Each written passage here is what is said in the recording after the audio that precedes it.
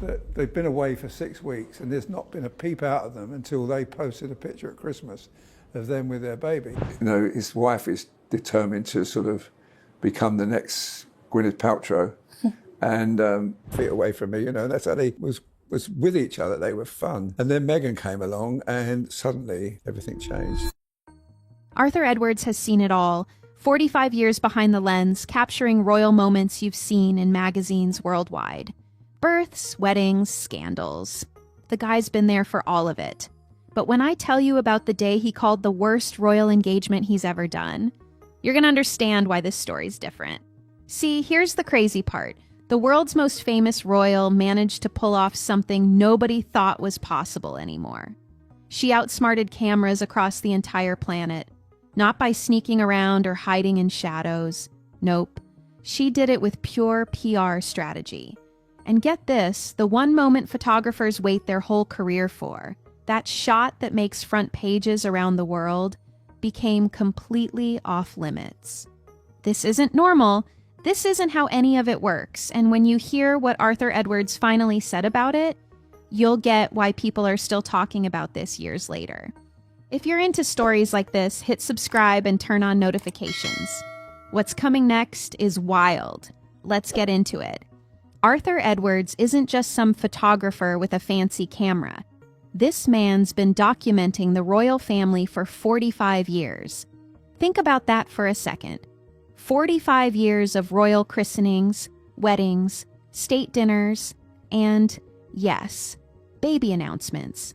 He's captured occasions most of us only dream about getting close to. He's seen it all unfold through his viewfinder, from the happiest times to the most difficult ones. When you've got that kind of track record, you're not just a photographer anymore. You're basically part of the furniture. You know the protocols, you understand the boundaries, and you've earned a level of trust that takes decades to build. So when Kate Middleton was expecting, guess what happened? The world got a front row seat. Hospital steps, that iconic photo opportunity with the newborn wrapped in a blanket, William and Kate looking exhausted but glowing. It was front page after front page of pure royal history. The public ate it up. People wanted to see it, and the palace understood that. It's part of the unspoken agreement between the monarchy and the people. You get the castles and the titles. We get to share in these big life experiences. The same thing happened with all the births before that. William, Harry, and then when the next generation came along, George, Charlotte, Louis, those occasions were shared with everyone watching. The photographers knew where to stand, when to shoot, how to be respectful but still capture the scene. William and Catherine went out of their way to present their newborns to the public. They understood the tradition, the expectation, the ritual of it all. It wasn't just about taking a picture, it was about continuing a legacy that goes back generations. Then Meghan's pregnancy comes along, and suddenly it's like someone flipped a switch nobody knew existed. Arthur gets a message that basically said, "Don't come." Not a polite request you could interpret different ways. A directive. Meghan is not settled in here very well in Britain. I think she wants the life that she's used to. Clear as day. Stay back.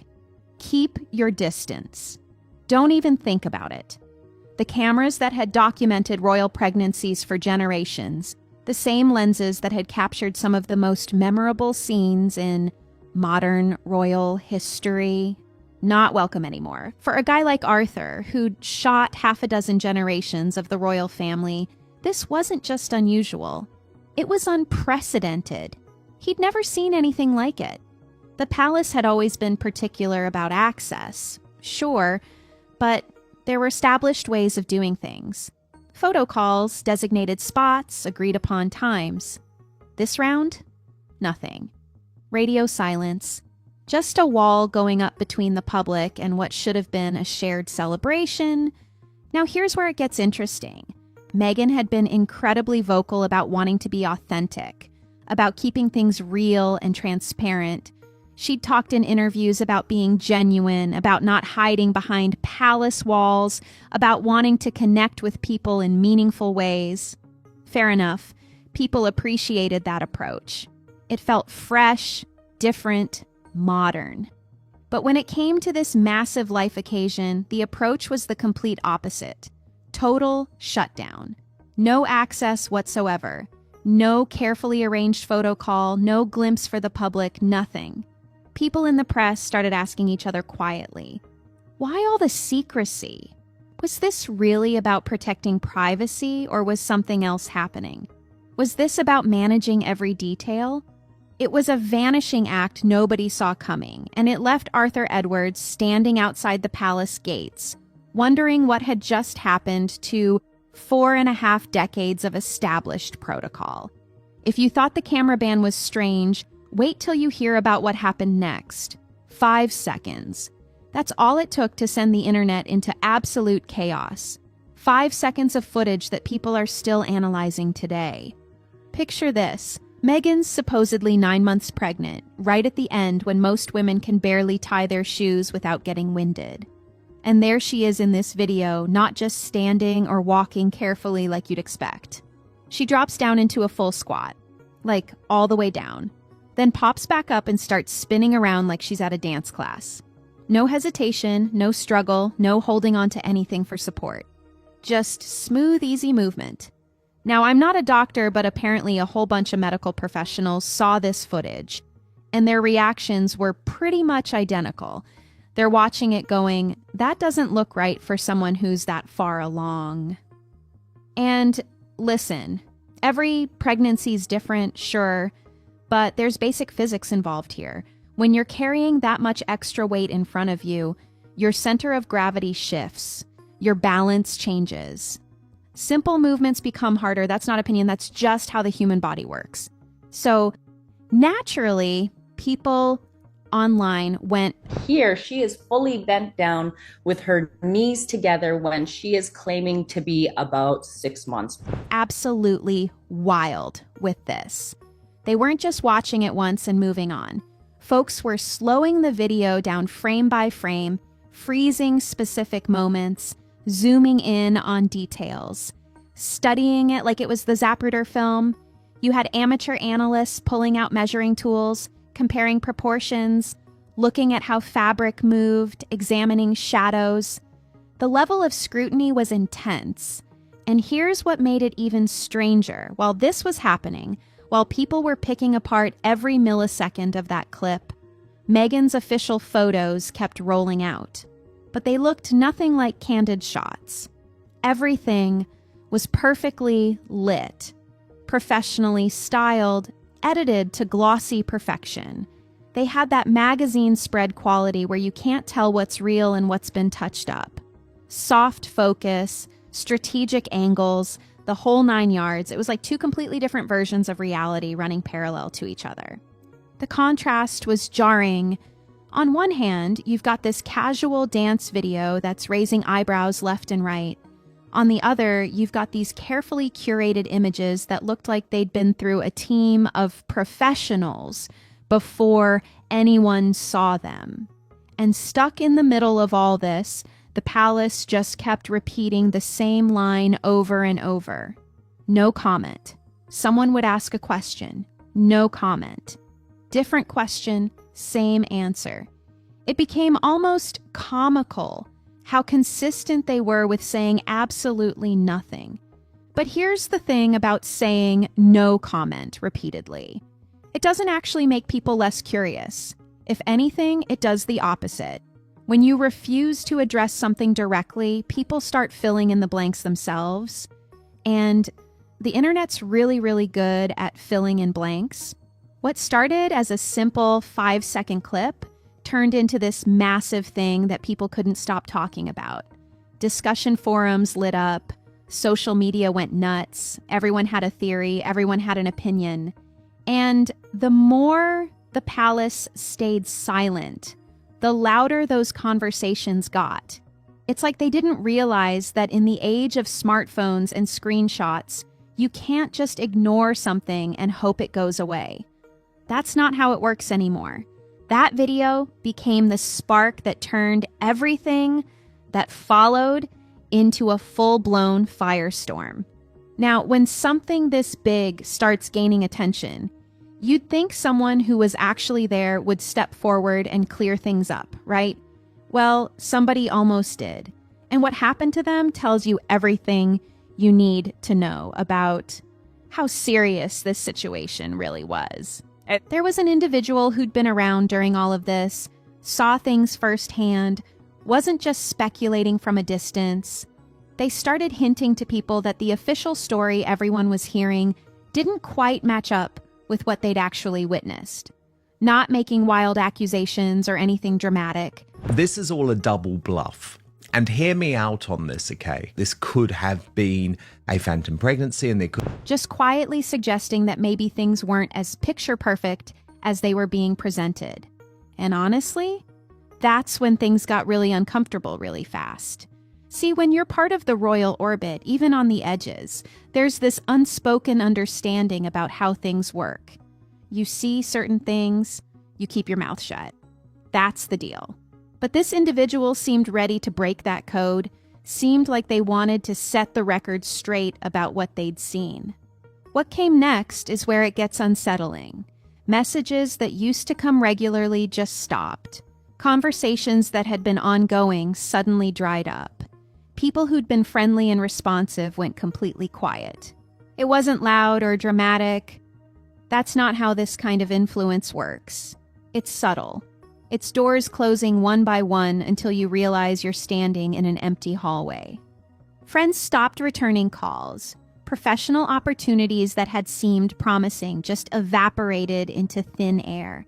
The kind of thing where you can't point to any single moment and say, that's when it happened. But you wake up one day and realize your whole situation has changed. And the message was crystal clear even without anyone saying it directly. Talking about this isn't in your best interest. This isn't the first time something like this has happened around the palace. Remember Paul Burrell? He'd been a trusted member of royal staff for years, knew the family intimately, was considered loyal and discreet. Then, he started sharing stories about what life was really like behind those palace walls. Not secrets or scandals necessarily, just honest accounts of his experiences. The response he got was intense. Public scrutiny. Warnings that came from places you wouldn't expect. The machinery of the monarchy knows how to protect itself, and it's been perfecting that skill for centuries. So when this individual found themselves in a similar position, facing similar pushback, their reaction communicated everything they couldn't say out loud. The fear was real, the consequences were real, and the fact that someone would go to such lengths to quiet them made people even more curious about what they knew. Because here's what's wild about trying to suppress information in the internet age. It doesn't work the way it used to.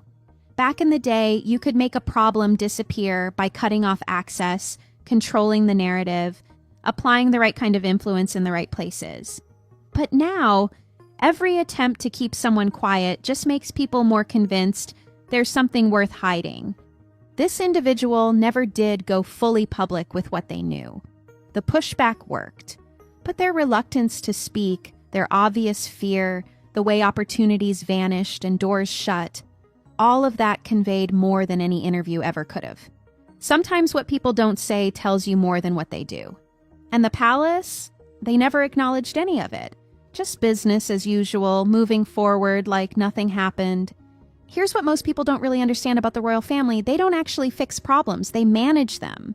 You think it was bad in the early days with Diana. This will be nothing compared to this. This will be... There's a massive difference between those two things. And understanding that difference explains so much about how this whole situation played out. Think about it like this. When a regular company faces a scandal, they might issue an apology, make changes, address the situation head on. But the monarchy, they've got a different playbook, one that's been refined over literal centuries. It's not about being right or wrong. It's about controlling the narrative, managing perception, and waiting for the news cycle to move on. Behind closed doors, there's this whole machinery that kicks into gear the moment anything potentially damaging surfaces. You've got communications teams, advisors, people whose entire job is protecting the royal image. And every single word that goes out publicly has to pass through multiple checkpoints. Nothing's spontaneous, nothing's off the cuff. It all gets filtered, examined, stress tested for how it might be interpreted. Their whole approach can basically be summed up in one phrase that gets repeated like a mantra. Never complain, never explain. Sounds dignified when you first hear it, right? Very stiff upper lip, very British. But what it really means in practice is this: stay quiet, don't engage with criticism, and hope that by the time the dust settles, everyone's moved on to the next big story. And look, historically, that strategy actually worked pretty well. Before social media, before everyone had a camera in their pocket and a platform to share their thoughts, you could control information flow.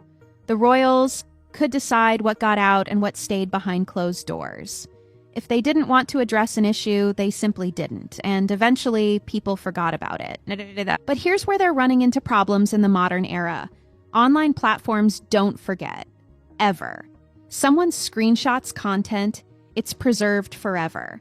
Someone films a moment, it gets uploaded, downloaded, shared, saved. You can't make things disappear anymore the way you could in 1985 or even 2005. The rules have changed, but the royal playbook hasn't really caught up. So what you end up with is this weird disconnect. The royals are still trying to manage things the old way. Stay quiet, issue bland statements that say nothing, wait it out. Meanwhile, online, people are building entire timelines, cross-referencing photos, analyzing every detail, creating spreadsheets of inconsistencies. It's two completely different approaches to information colliding with each other. And every time they refuse to directly address questions, it doesn't shut down the conversation. It fuels it. People start thinking, well, if there's nothing to hide, why won't they just answer? The non-answers become answers themselves. The gaps get filled in by speculation, and once that happens, you've lost control of the story entirely. What's fascinating is watching this centuries-old institution try to navigate a world where information moves at the speed of a tweet. And you've got to remember, in the late 70s and early 80s, newspapers in Britain were very, very, very aggressive. Yeah. And They're used to having time to craft responses, to carefully consider every word, to manage things on their timeline. But digital platforms don't wait. By the time they've had their third meeting about how to handle matters, there are already 50 YouTube videos analyzing it and 100,000 people discussing it. So when this situation with Meghan's pregnancy started generating questions, the response was predictable. Minimal statements, maximum quiet, business as usual. Except this time, usual wasn't working. The questions kept coming, the scrutiny kept intensifying, and the digital world kept receipts of absolutely everything. If there's one thing the royal family excels at, it's presenting a unified, polished narrative to the public. Details get coordinated, statements get checked, all the pieces align perfectly. So when cracks start showing in that carefully constructed story, people notice. And boy, did they notice this time. When news broke about Meghan's delivery, the announcement came with all the usual information you'd expect. A respected physician had handled the birth, the process went smoothly, mother and baby were doing well. Clean, simple, exactly the kind of statement that wraps things up with a neat little bow. The press ran with it, congratulations poured in, and on the surface, it all looked perfectly normal. Then something weird happened. According to reports that started circulating, the doctor's own husband came out and essentially said, wait, that's not what went down. Now, imagine being the communications team and hearing that. You've told the entire world one version of events, and now someone very close to the situation is contradicting it. For an organization that choreographs every public appearance down to which buttons get worn, on which coat, this was embarrassingly sloppy. But it gets even more confusing when you start looking at how dates lined up. Remember that appearance at the Albert Hall? Based on the official schedule everyone was working with, Meghan should have been maybe 8 weeks along at that point. Early enough that most people barely show, if they show at all. Except when you look at photos from that event, she appeared significantly further along than that. We're talking a difference of months, not weeks. Now, every pregnancy is different. Some people show earlier, some later. Bodies are all unique. But the difference here wasn't subtle. Observers looking at those images and comparing them to stated dates couldn't make the math work. It was like trying to fit puzzle pieces together that came from different boxes. Nothing quite lined up the way it should have. And when people started pointing out these inconsistencies, asking reasonable questions about how the dates matched up with what they were seeing, the response from the palace was nothing. No clarifications came through, no adjustments to the schedule, no, actually we misspoke about the dates, or here's what really happened. Complete radio silence while everyone tried to figure out what was going on. Just when the difficult Duchess wanted all the talk of her fake baby bumps to fade away, along came a... You'd think if there was a simple explanation, someone would have provided it. If the dates were correct and the photos were misleading somehow, explain that. If the schedule got mixed up in the announcement, correct it. But instead, there was this void where answers should have been, and that void invited more scrutiny. The online discussions around all this absolutely exploded. People weren't casually wondering anymore.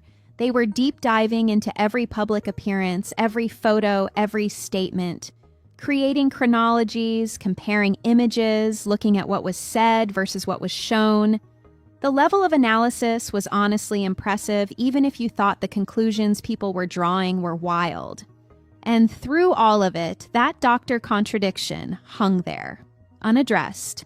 Nobody backed it up, nobody disputed it, nobody clarified what actually happened. For a family that usually controls their public image with military precision, watching this play out was bizarre. It was like seeing someone who's normally immaculate show up with their shirt on backwards. You can't help but wonder what happened. The mess kept growing and the silence kept feeding it. Queen Elizabeth II didn't need press releases or official statements to make her feelings known.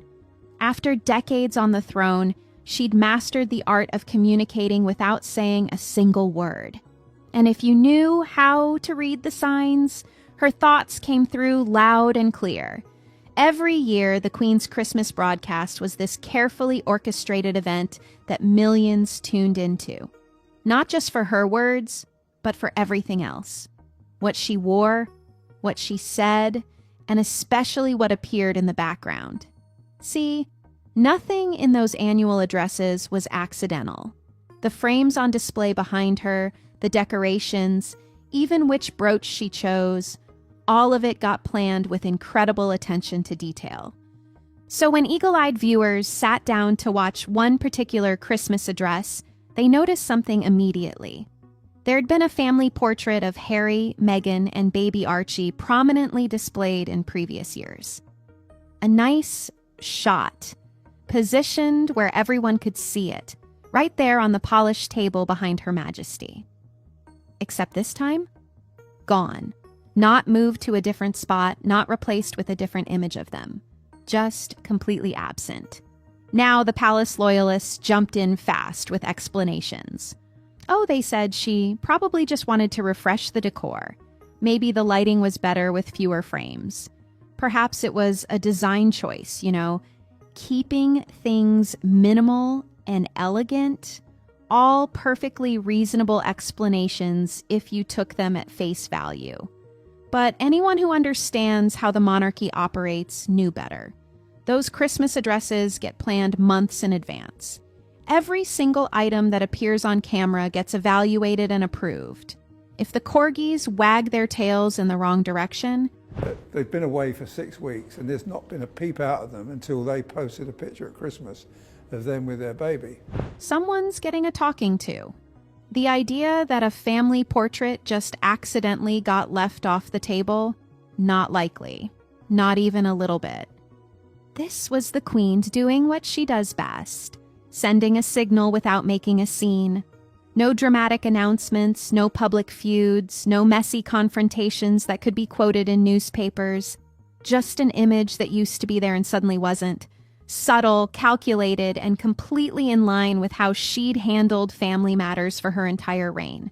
And honestly, that missing portrait spoke louder than any official statement ever could have. It was the royal equivalent of unfollowing someone on social media, except shown to millions during the most watched program of the year. Talk about a power move. She didn't need to say, "I'm displeased with this situation." The empty space where that frame used to sit said it for her. Royal watchers picked up on it immediately. This wasn't just redecorating, this was deliberate. This was the Queen's way of showing where things stood without having to issue a statement or answer questions about family drama.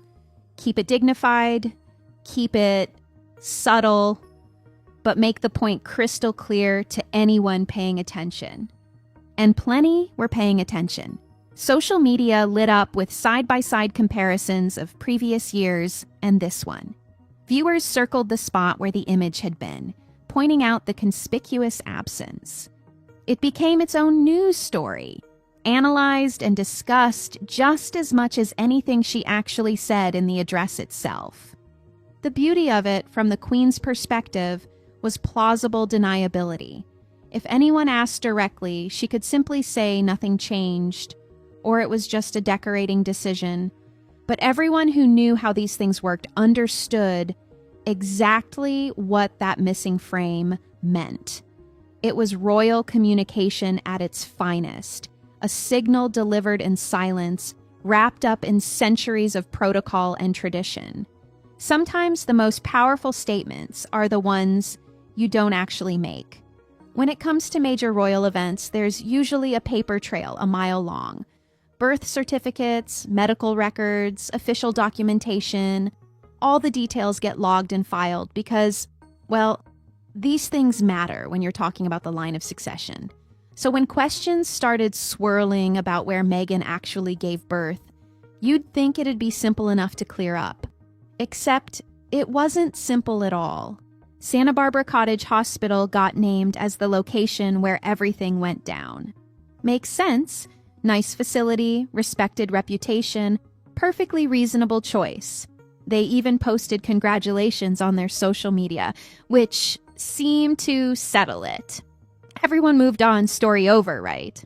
Not quite, because weeks later, something interesting happened. The facility started telling other expectant families that the clip circulating online showing Meghan dancing around wasn't actually filmed at their location. And it's Harry and Meghan. They're twerking away. Look at them. Look at them. Great dancing, Harry. What? They made specific mentions of their strict protocols during that time period, the rules they had in place, how things operated. Reading between the lines, they were basically saying that didn't happen here, without directly saying those exact words. Now, this puts them in an awkward position. They can't come out and say, no, she definitely didn't give birth here because of privacy regulations.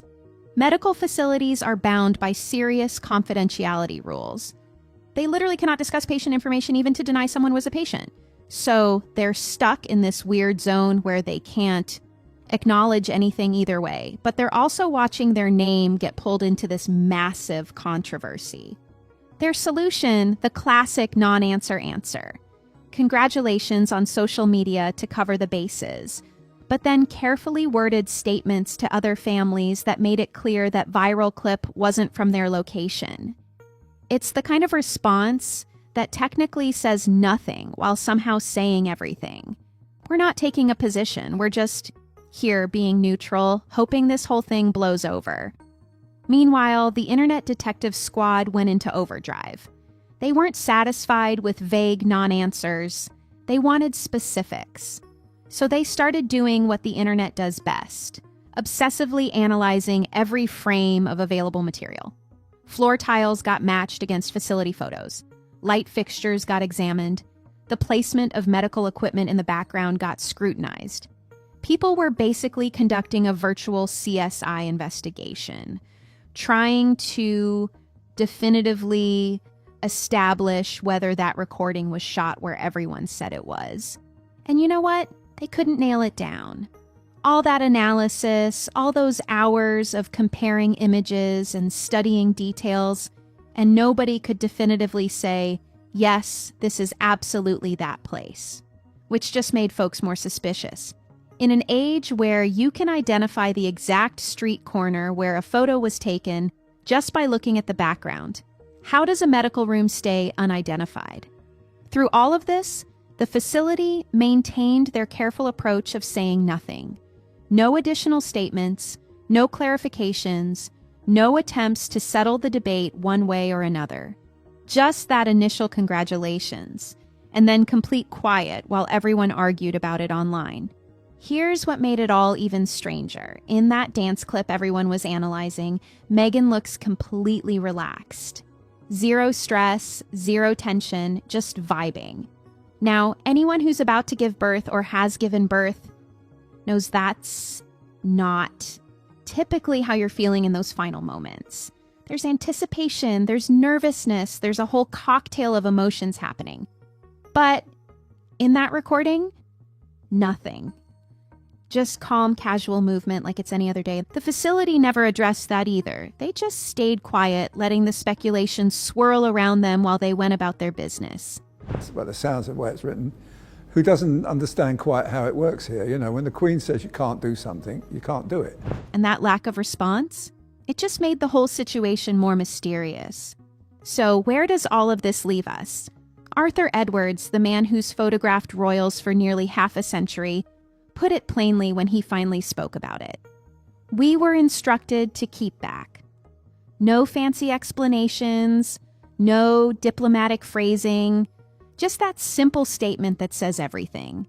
You can debate whether this whole situation was about protecting privacy or maintaining control over the narrative. Honestly, when you look at the outcome, does the reasoning even matter? Either way, the result was identical. Britain's most powerful family looked directly at the cameras they'd worked with for generations and decided to shut them out. That alone is remarkable. This isn't your grandmother's idea of royalty anymore. It's not about carriages and crowns and wave from the balcony fairy tale moments. What we're watching is royal life getting broadcast in real time across every platform imaginable, picked apart by millions of people with smartphones and internet connections. The rules changed, the game changed, and watching this ancient institution try to navigate that shift has been absolutely fascinating. Here's the pattern that keeps emerging. Every single time the palace chooses not to engage on something, the conversation around it gets exponentially louder. You'd think they'd have figured that out by now. In the old days, before social media and instant communication, refusing to comment actually worked. The story would fade, people would move on, and royal mystique stayed intact. But that playbook doesn't function in a world where information spreads at the speed of a tweet.